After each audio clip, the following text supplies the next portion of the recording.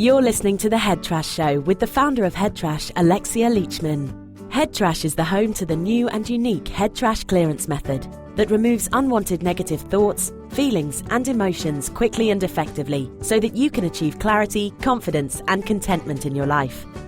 Tune in every week as Alexia shares insights and simple strategies to help you create some headspace to experience confidence and clarity in your life and business.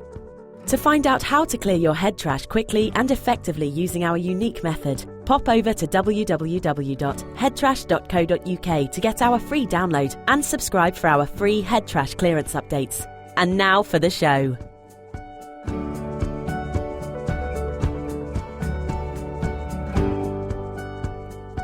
Hello and welcome back to the Head Trash Show. This is me, your host, Alexia Leachman. Thank you so much for joining me today. How was your summer? Well, mine was fabulous. So yeah, I've taken a little bit of a break over the summer and I've been away with the kiddies. It's been brilliant. It's been fun, but it has also been quite stressful.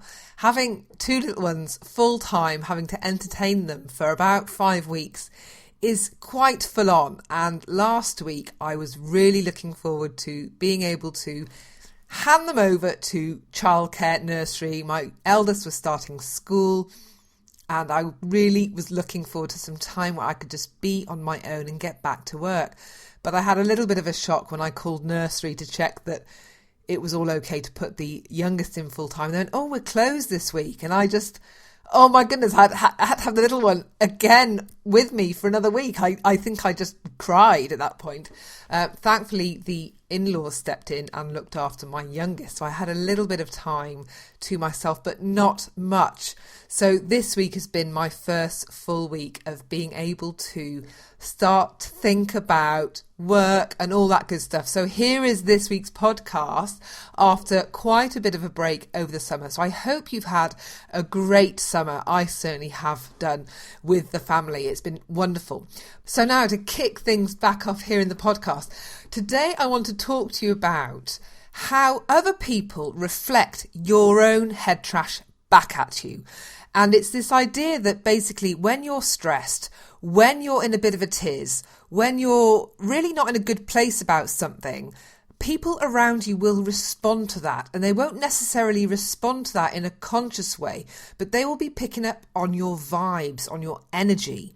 And this might sound a bit woo-woo, but it is not. It's absolutely not. And the technique that I recommend that you use here on the Head Trash Show, our 5-step process to clearing your head trash, which is based on reflective repatterning, works with your energy system. And what it's all about is about clearing out that negative excess emotional energy. And once you do that, other people no longer pick up on that negative energy that you're kind of emanating, really.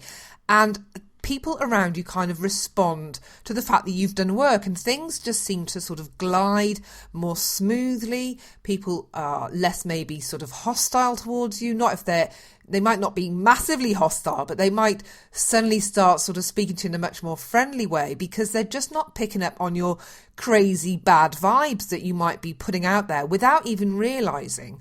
So, I've mentioned this already on the podcast, but today I want to share with you something that happened to me over the holidays that really kind of put this into real focus for me and made me realise how true this is. And I want to share that with you because I think it'll be really worth you hearing this, because it really isn't woo-woo. And a lot of people do think, oh yeah, energy, blah, blah, blah, and all that kind of stuff. And it really isn't. So what happened to me over the holidays is this. My kids, when we go on a long journey, they love nothing more than to vomit all over the back seat. And I hate it. I absolutely hate it. And I think I was traumatised with my eldest when she was about 1. And I had to do a long journey down to the south coast here in the UK. It was about a 4-hour journey and I was on my own with her. She was about 1. And she started being sick in the back seat. And I was caught in roadworks on the M25. And for those of you that aren't based in the UK, the M25 is this horrific ring road that goes around London. I say ring road, it's a massive motorway and it's always really busy. and it's usually has some roadworks on it somewhere, and it always has traffic somewhere. So anyway, I was in some roadworks, in some really bad traffic in the middle of winter with driving rain, and it was night, and I had another 2 hours of this awful drive to do, and the little one starts being sick in the back seat, and I'm in an absolute state because I can't pull over. There's nowhere to stop. All I can hear behind me is vomiting, gurgling of vomit in her throat. I can hear it landing on the car seats. It's awful. The smell is unbearable, and I really wanted to stop, and I just couldn't. I couldn't even check that she was okay because I couldn't see her because it was dark. It was just an awful, awful moment, and I think I was scarred by it, to be quite honest. I think it was scarring emotionally for me, and I maybe didn't realise at the time how much it was, but ever since we've taken a journey I've just been really fearful that she is going to be sick because I just have a fear of vomit, okay? And I think this has stayed with me. She is now just turned 5, so this has been with me for 4 years. So all these car journeys have been, and we've had lots of vomits in the meantime. And my car that I've just traded in for a newer car, one of the reasons I traded it in was because it was just, the back seat was just vomit stains and I couldn't bear it anymore. I just wanted to get rid. So my new car has got leather interior, and the reason I chose that is because it's wipeable. I can wipe the vomit off more easily. So anyway, you can see this has been quite a major thing for me. So we had this 4-hour drive to do to Wales, far west Wales, which is in the middle of nowhere, to have a beautiful week by the sea. And I was dreading this 4-hour journey, and I was doing it on my own. So I was going to have 2 kids in the back, 2 kids known for vomiting. And I was in a bit of a stress fest leading up to this drive. And on the drive, I was picking up my aunt who was flying in from France at the airport on the way. So there was a lot of timings to be sort of fitted in. So I was a bit stressed, making sure I could get the car loaded, that the blankets were all out, that, they were all fed, but not fed too soon before the journey in case it made them want to bring it all up again. And then obviously arriving into the airport just when my aunt might be coming through customs and making all that quite smooth. So I was in a bit of a state anyway. So we pick her up, it's all fine. And then, then little crying, the little murmurs start in the back seat. And that 4-hour journey turned into a whole day trip. We left at 10 a.m. and we got to our destination at 6 p.m. because we just kept stopping. I was just freaking out, thinking, oh, they're crying, that's it, we need to stop, they need to eat, need to give them some fresh air, they need to walk about. I was completely trying to control the situation because of the fear that I had. And my aunt, the perceptive lady that she is, sort of, she's very, very, does a lot of her own head trash work stuff. And she said to me, you need to do some work. This is your problem, not theirs. You need to sort of clear your own stuff in. I was like, well, deep down, I kind of knew that she was right. But nevertheless, I continued with my need to try and control the situation. As it happened on that long journey, they weren't sick, but, it was very unpleasant for all concerned. There was lots of, for about an hour, the youngest was crying non-stop in the back. And I was just, as a mother, hearing your babies cry, it kind of affects you physically quite deep within. So I found that very, very hard to cope with. And when we got there, I was pleased to get out of the car. I had just chill. I think I had a stiff drink when I got there. So when it came to the return journey, my aunt was like, you've really got to do some work before we do that journey home. And I was like, yep, okay. And I just completely forgot over the holiday because it was a holiday. And so I ended up doing it really quickly before we started the journey back. And I didn't have enough time to apply the whole of the 5-step head trash clearance method to my fear of vomit. So I just did the emergency version, which is basically just working with me and my own fear. And if you want to find out about the super quick emergency version that you can use, then there is a podcast all about that, and I will link to that in the show notes that you'll be able to find for this podcast episode, which you can find at headtrash.co.uk/vomit. That's super easy to remember, isn't it? /vomit. And so all I did was I worked on my fear of the children vomiting in the car. And then I also worked on just loving and hating vomit, right? Because most of us just hate vomit and sick and ugh. And so I just had to kind of chill out and really kind of be neutral or achieve neutrality around the idea of just people being sick and sick itself. So that's what I worked on. And the journey home was quite incredible. I still can't believe the transformation in how the kids were in the car. We basically set off and started driving home.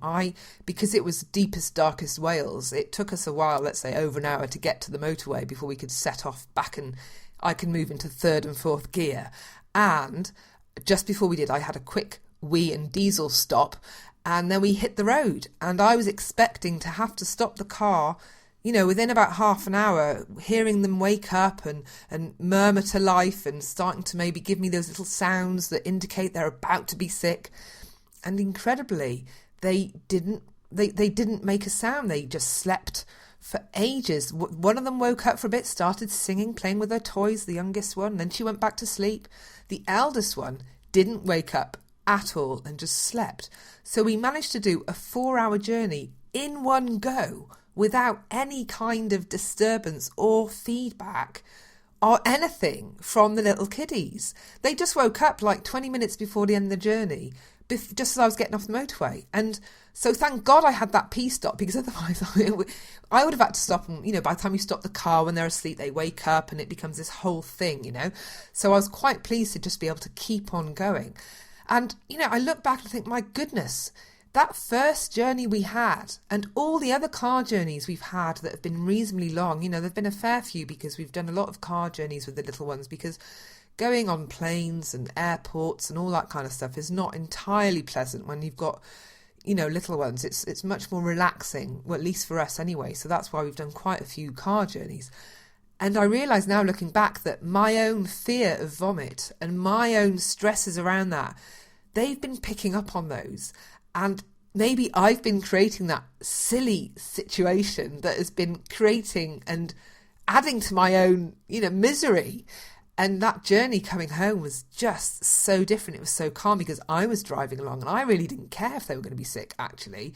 I was like, well, they're going to be sick. Sickness isn't going to kill them. It's just going to make a mess. And I've covered the whole of the back seat in blankets. So at least I'm covered, and I've got loads more blankets in the boot. I've got baby wipes coming out my ears. We're going to be okay. I'd covered myself and the car, to make sure that if they were sick, at least the car wasn't going to smell for eternity. And I was just so chilled, and I just didn't mind. Whereas all the other times I've been sitting there quite, worried. Are they going to be sick? Have they woken up? And it was really dominating my headspace as a driver, or even as a passenger when my other half was driving.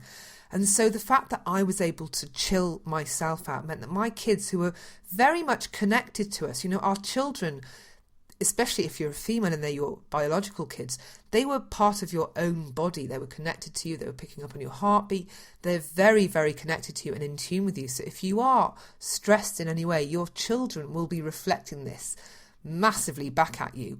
And so it's really important as a parent to really work on your stuff, especially if you find your kids are triggering you, because they will trigger you. They are you. They are reflecting your own stuff back at you all the time. And it's important to be grateful when your kids trigger you, because they're helping you to become a better person. They're helping you. They're giving you clues on the head trash that you need to clear so that you can be more mindful and more present with them and give them more, joy and attention and ultimately have that back in your own life. So it really is great to kind of welcome those things that your kids do that really wind you up, because actually they're little gifts that you can use to help you to improve yourself as a person. So yes, I mean, there's a lot more I could talk about this, but I just wanted to share with you that story, because for me, even though I know this stuff, I know that once you work on yourself on something, that other people can pick up on that. And I get that. I really do. But this was such a stark example for me of seeing that in action, and such a very visible and noticeably less smelly alternative, certainly, and it really affected my reality quite significantly, that I thought it was worth sharing with you. So I'm sorry if you don't like vomit. If you don't, then just go and clear your dislike of vomit, because then you just won't mind listening to this story. But I hope also that what you can take from listening to me sharing this story is that you can take that if you work on things that maybe your kids or other people in your lives are doing to stress you out, that they might actually be doing that because you are stressed. And if you just work on you first, it's amazing what impact that can have on the people around you and therefore your own life. And so again, it's, going back to my favourite inspirational quotes, the Gandhi one, which did he say it or didn't he say it? But be the change you want to see in the world. Start with yourself first. Start with the man in the mirror, like Michael Jackson said. I love those two quotes because that is exactly how we should approach this. It's very difficult to change the world. You can't change everybody else, but what you can do is change yourself. What you can do is change how you respond to situations. And if you just take the time to work on you first, the ripple effect of that kind of work can be quite incredible. And so for me, that is how that impacted me over my summer break. And I'm very grateful for my aunt for having the audacity to tell me that it was me that needed to do the work. So merci Nicole, je t'adore. She is my French aunt and I adore her. And she is one of my greatest teachers. So this episode is dedicated to her in Paris. So I hope that you found this podcast useful. Now, in terms of the Head Trash Show podcast, I will not be continuing a weekly podcast because it's simply too much for me to do right now. I've got the Fear-Free Childbirth podcast that is a weekly podcast, and I'm focusing my time on that. Another reason why I've got a lot to do with the work I'm doing on the Fear-Free Childbirth podcast. But, just to share with you, that podcast was nominated here in the UK. It's a finalist in the UK Podcasting Awards the award ceremony is this Saturday. So I'm going to be finding out whether I've won an award for the Fear-Free Childbirth podcast. And so I'm very, very excited about that. The Head Trash Show podcast, actually, when I launched that initially back in 2013, was nominated in the Podcasting Awards in Las Vegas, but because it hadn't been running long enough, it wasn't able to qualify to actually win an award. So I'm really chuffed that I've got 2 award-nominated podcasts under my belt. And as much as I love podcasting and as much as I really want to continue bringing you some inspiration, some value for sorting out your headspace, I will continue to do that. But I just simply cannot maintain a weekly podcast. So I will be hopefully at least doing one a month for you and maybe one every 2 weeks. So I hope that's okay with you. If you've got anything particular that you really want some help with, you'd like an episode to help you on something that's really presenting challenges for you in your life, you're not quite sure how to handle, then you know where you can find me. You just send me an email at hello@headtrash.co.uk and I will see what I can do. And also, if there are any guests that you think would be amazing guests for the show, then just tell me who they are. And if that is you, then just send me an email. I'd love to hear from you. I hope this has been useful and I'll see you next time. Bye for now.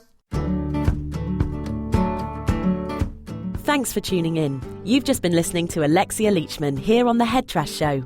If you enjoyed the show, she'd really appreciate you leaving a review on iTunes. And don't forget to pop over to www.headtrash.co.uk to get your copy of the free 5 Steps to Clearing Head Trash guide. Stay tuned for upcoming episodes for more strategies, tips and how-tos for clearing your head trash and reclaiming your headspace. Until next time.